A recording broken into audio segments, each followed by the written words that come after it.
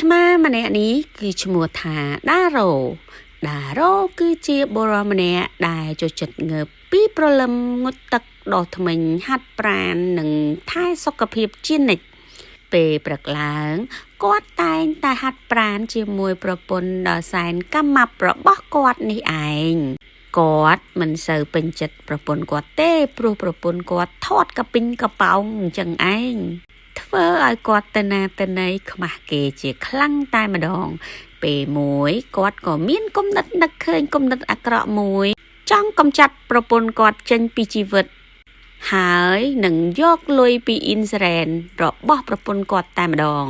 គាត់នាំប្រពន្ធគាត់ដើរលេងញ៉ាំអីបន្ទាប់មកទៅសមុទ្រ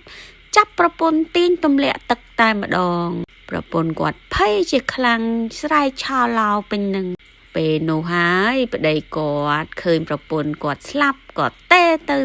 ប៉ូលីសឲ្យមកឆែកនៅទីនេះហើយធ្វើពុតជាយំត្អូញត្អែងឲ្យប៉ូលីសលួងចៃដន្យអីប្រពន្ធគាត់មិនបានស្លាប់ទេក៏ងើបមកវិញគាត់មិនដឹងថាប្រពន្ធមិនស្លាប់ទេក៏ទៅបើកអ៊ីនស៊ឺរ៉ែនរបស់ប្រពន្ធគាត់ខាងអ៊ីនស៊ឺរ៉ែនក៏ឆែកថាប្រពន្ធគាត់បានស្លាប់ហើយក៏ឲ្យលុយជាច្រើនទៅគាត់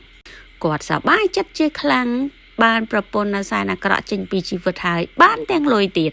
ឥឡូវផឹកស៊ីចូលក្លឹបអូនស្រីញីអូនបងចិញ្ចឹមស្រីក្នុងផ្ទះទៀតនោះ